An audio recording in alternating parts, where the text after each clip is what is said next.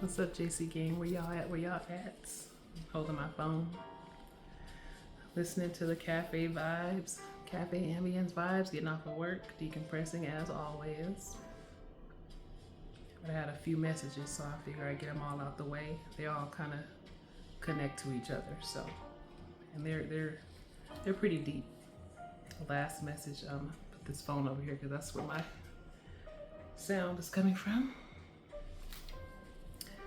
Let's just jump right into it. From the last message was pretty much be aware of your surroundings, be aware of the people, place, and things that are that you're entertaining or that you're around, whether you have to be there or not. This can be your workplace, grocery stores, and you're starting to notice. Some of you are way ahead, way ahead. Like you starting to notice stuff like your energy is so good, and it's not only your energy, the Spirit of God lives in you. So other spirits, whether they're knowing of it or not, are attracted to that. So they start coming around you. You wonder why you somewhere all by yourself, going to the store like, good, I got some peace and quiet. I can kind of shop by myself. I can do something by myself. I can go to the bookstore by myself. I can do stuff, walk around. And all of a sudden, everybody want to do what you're doing. All of a sudden, random people just start showing up, want to be in the same aisle as you. The traffic gets bad. People start walking and being on the same trail as you if you're going on a walk. Places start to get crowded. Just like, and I don't want to call people bugs or whatever, but they're attracted to the light. You carry light, okay, in a dark world. The darkness is attracted to light. On top of that, the light, which is you, which is Jesus Christ, the Holy Spirit inside of you, illuminates in the inside of you. So it shines on everything. It brings light to everything. And a lot of people don't like that. And that's what the message is about. A lot of people don't like you opening up them and then, yanking out them bones in the closet. Yanking out them skeletons in the closet, however you say it. A lot of people don't like light being shed on their situation. Some people actually like staying in the dark. They think it comes with the perks and stuff of being in the world. And they don't know that everything has a expiration date. And there are consequences and rewards to be passed out by the judge. All right, judgment day. Everybody gonna have to meet their maker. And for the people who live in darkness, unfortunately, some of them like to be there. They want to be there, and they get mad at you and start, the demons start showing in them because you're the light. You're always smiling. Even when you don't got nothing to smile about, you're always happy and joyful, even while you going through some bull crap on the inside. You dealing with stuff up here, mentally, physically, emotionally, spiritually, like you're recovering from a lot of stuff, a lot of hurt, a lot of generational curses. You recovering, you got so much going on, and yet and still, on top of all of that, these people don't like you because you smiling about it. What you so happy for? Why you so happy? Why you always so happy? Anyways, leading off the last message, God has your enemies. He's throwing them into confusion. They all jacked up. And we don't laugh about that. They toe up. It says, these enemies are close to you. These are the words of God. I didn't make this stuff up. These enemies are close to you, real close. Like, and an easy way to tell, how do you say it? These people used to rock with you hard, like ride or dies.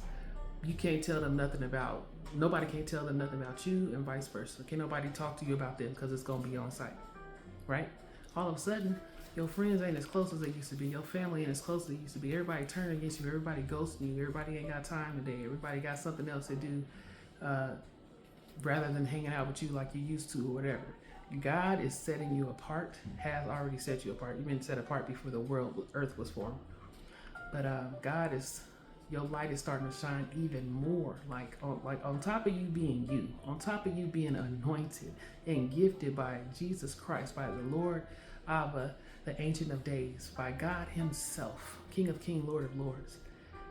Like, why you? There is jealousy and envy coming out, and you're starting to see it. And I want you guys, spiritual game, watch out for microaggression.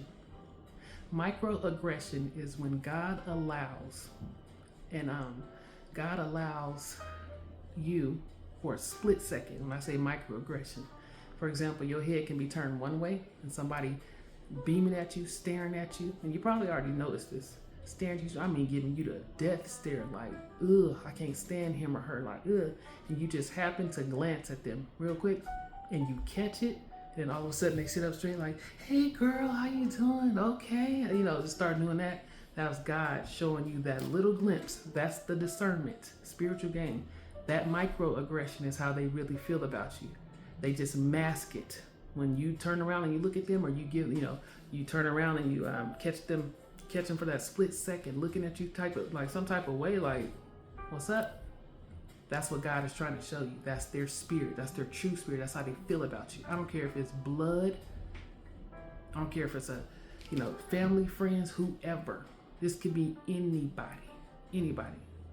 I have, and I'm pretty sure a lot of people can agree that I have strangers who have been better friends and family to me than my own family. Thank God we don't get to choose our family, because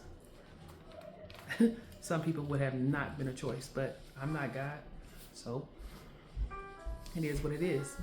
But when God shows you those things, pay attention to it. Even if you made a mistake and you didn't know what it was at first, I'm kind of putting a message out there now. That's what he got me on here doing, to pay attention to the microaggression.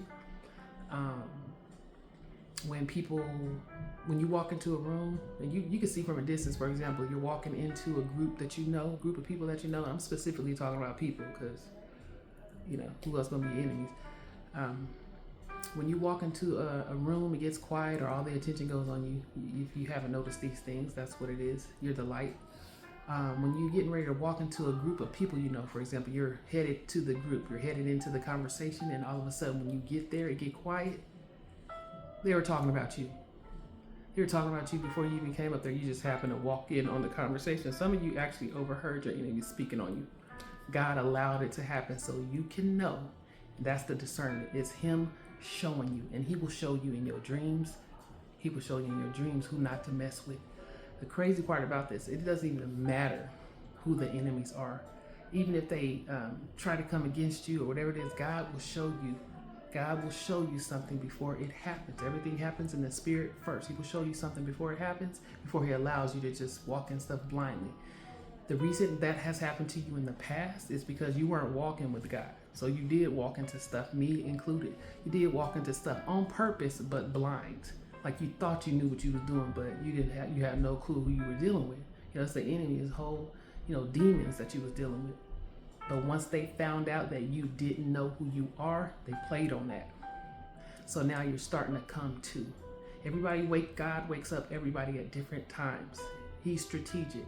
He's in control. This is what he does. Okay, so now that it's your time to wake up, you cannot ignore this message. You hearing it, and you already know. You know what it is.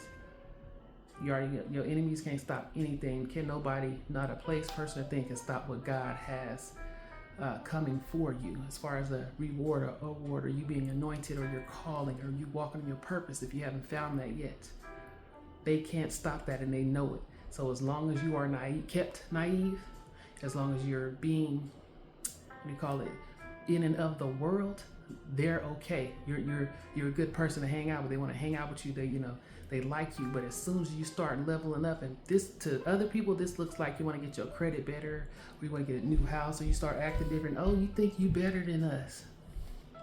In the other message I said, I might be.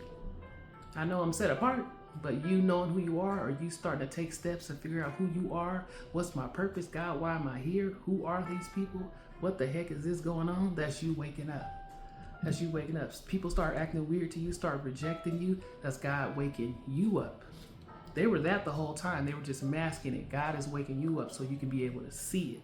He's putting it in your face now. You weren't able to see it. You were blinded by the world because you were in the world. And God is pulling you out. Now that he's pulling you out, it's not comfortable. It's not cool at all to find out these people weren't rocking with you from the beginning. Like, it sucks, and it really makes you want to go get some. You know what I'm saying? But you can't. You have to learn, and God is waking you up, so you about to go into training. First of all, you already been in training, but it's a lot of other stuff coming with it. But be aware of your surroundings, and the people that start, when you see them start to act funny, ask God about it, pray to God about it, and move accordingly. Move accordingly. I love y'all, JC Gang. I'll see you on the next message, because I got a few today. We cranking them out. But this is all from God. I love you guys, JC Gang. He's out.